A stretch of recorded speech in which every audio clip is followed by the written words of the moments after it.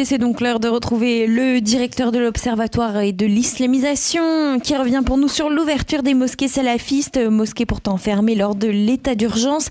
Il s'agit de Joachim Veliokas. Joachim Veliokas, bonjour. Bonjour. Alors, on sait que même votre dernier ouvrage traitait notamment de toutes ces mosquées radicalisées, islamistes, où de beaucoup de salafistes avaient un poids, et c'était vraiment, on peut considérer que ces mosquées étaient une sorte de foyer de terreau possible pour le djihadisme. Certaines de ces mosquées ont été fermées, en tout cas ont eu un avis de fermeture pendant l'état d'urgence, et on apprend que la semaine dernière, vu que l'état d'urgence a été abrogé, certaines de ces mosquées peuvent réouvrir. Oui, tout à fait. Et on pense notamment à la mosquée de Villiers-sur-Marne. Oui, la mosquée de Villiers-sur-Marne, il y a eu un article dans le Parisien il y a 2-3 semaines. Elle s'apprête à réouvrir. Bon, déjà, elle est déjà en fonctionnement avec un chapiteau. Et du coup, ils les autorisent à prier dans un nouveau lieu. Mais là, elle va être en passe de réouvrir comme d'autres mosquées. Bon, il faut savoir que la mosquée de Villiers-sur-Marne avait un imam qui officiait pendant plusieurs années, qui s'appelle Béchir Ben Hassen, qui est un Tunisien. Il est déjà persona non grata en Tunisie pour assurer des prêches. En janvier 2015, d'ailleurs le même mois où il y a eu les attentats de Charlie Hebdo, il avait dit qu'il fallait tuer ceux qui insultent le prophète. Et du coup, lui, il n'est plus imam, mais il donne des cours à la mosquée de Pontoise, toujours. Et à Villiers-sur-Marne, il y a eu aussi Mustapha Emraoui, qui était lui un imam auxiliaire, on va dire, qui est parti en Syrie, et avec une dizaine de fidèles de la mosquée de Villiers-sur-Marne, sont des résidents de Champigny, mais comme c'était la mosquée salafiste la plus proche, ils allaient à Villiers-sur-Marne, et ils sont tous partis en Syrie pour rejoindre l'État islamique. Donc il y a eu un procès de la filière dite de Champigny-sur-Marne, et ils étaient tolérés. Donc Mustapha Emraoui officiait de temps en temps en tant qu'imam, tranquillement. Voilà, donc la mosquée de Villiers-sur-Marne, ça c'est exactement les mêmes personnes qui fréquentent cette mosquée, va réouvrir ces prochains mois. En plus de la mosquée de Sartrouville, qui a été brièvement fermée juste pendant un mois. Il y a eu des émeutes toute la semaine qui a suivi sa fermeture. Et là, du coup, ils ont trouvé un terrain d'entente avec les islamistes à la préfecture. Et ça y est, elle est réouverte depuis vendredi dernier.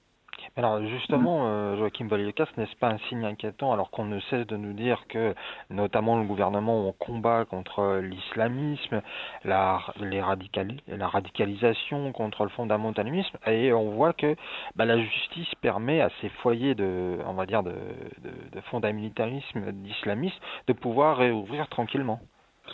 Oui, tout à fait. Bon, déjà, le discours du gouvernement, à la différence de Valls d'ailleurs, il ne pointe pas les salafistes et les frères musulmans comme étant des ennemis. Il n'y a aucune désignation. Il parle juste de terrorisme, parfois d'islamisme, mais de manière un peu évanescente. Et en fait, ça c'est la stratégie de Macron. Il se défausse complètement sur la justice. On l'a vu pendant la campagne. Quand on lui a dit est-ce que vous interdirez les frères musulmans, etc., lui il a botté en touche en disant c'est à la justice, s'il y a des mosquées qui dérapent de les fermer. Alors là c'est ce qui se passe, étant donné qu'on passe sous un nouveau régime, eh bien les préfets qui avaient pu fermer de nombreuses mosquées, dont la nouvelle loi antiterroriste le permet également pour une durée de 6 mois. Et in fine, ça c'est évidemment à la justice de trancher si une mosquée doit être fermée ou non.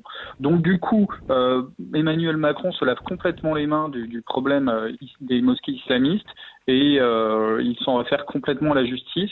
Or, il pourrait quand même, et évidemment les préfets, on sait tous qu'ils sont politisés et qu'ils sont aux ordres du gouvernement, eh bien les préfets pourraient déjà fermer bien des mosquées pendant 6 mois.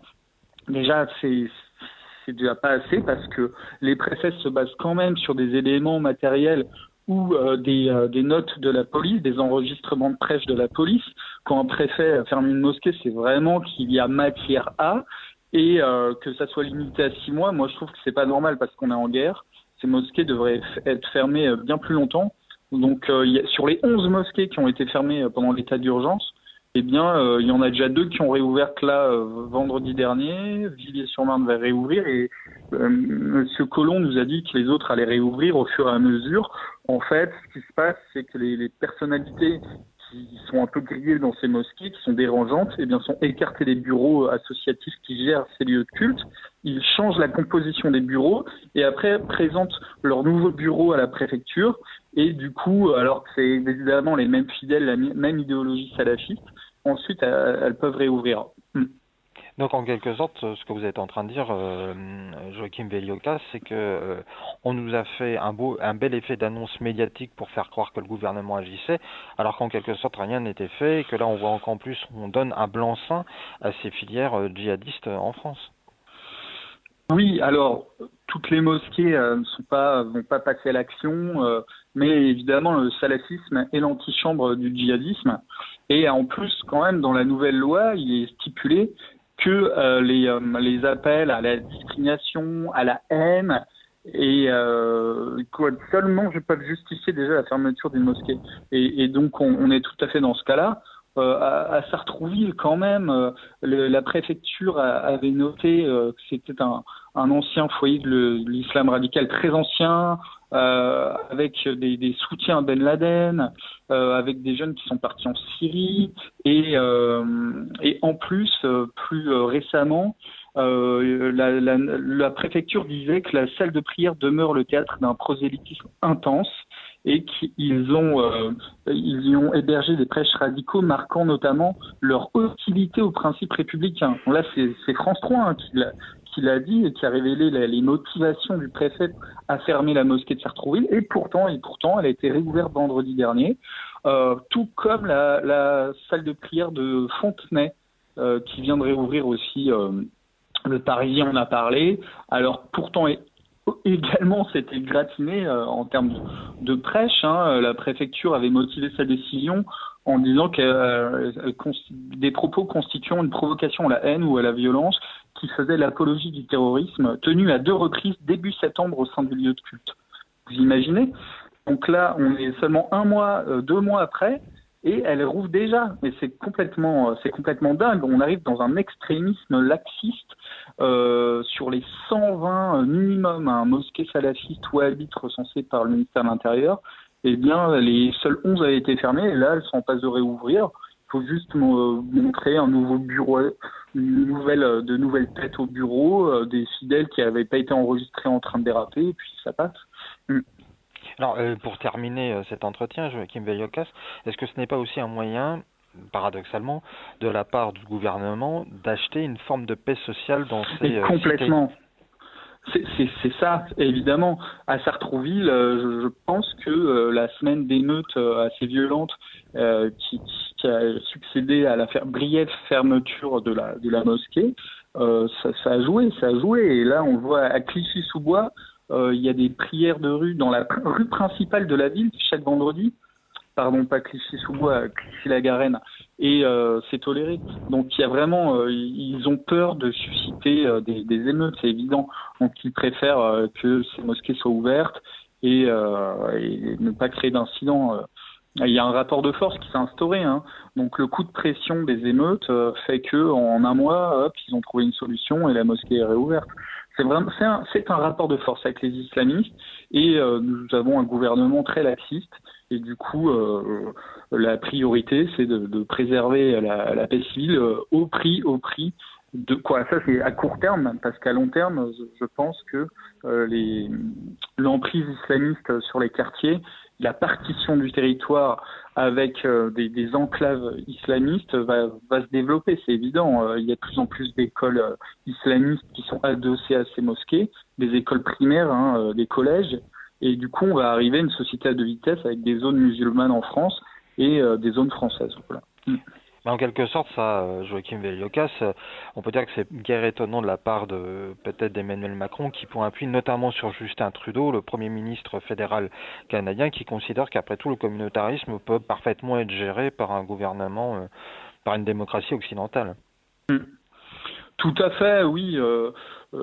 Macron s'entend bien avec son homologue Justin Trudeau. Il faut savoir qu'au Canada, là, ils ont durci des lois contre toute critique offensante de la religion, donc de l'islam, que Justin Trudeau est pour la légalisation du niqab, etc. C'est on va dire, cette gauche libérale, libertaire, donc permissive, qui fait de la tolérance vraiment une valeur en soi et qui permet à n'importe, c'est ce dont a souffert l'Angleterre, cette permissivité au nom des valeurs libérales qui a permis de voir émerger des islamistes et de tolérer les pires islamistes du monde qui venaient à Londres. Et comme la France d'ailleurs a hébergé de manière complaisante les frères musulmans qui étaient expulsés de Tunisie, les islamistes du FIS qui ont trouvé refuge en France dans les années 90. On est une terre d'accueil des islamistes en France. Moi, quand je vois la composition des bureaux des mosquées salafistes avec des Marocains, des Tunisiens, il y a matière à expulser énormément de salafistes étrangers qui n'ont rien à faire sur notre territoire. D'autant que souvent ils occupent des emplois peu qualifiés, ils n'ont aucune valeur ajoutée dans notre pays. Mais écoutez, Joachim Bel-Lucas, merci d'avoir répondu à nos questions et à bientôt sur les ondes de Radio Liberté. Merci Arnaud, à bientôt. Au revoir aux auditeurs, à bientôt. Il est quasiment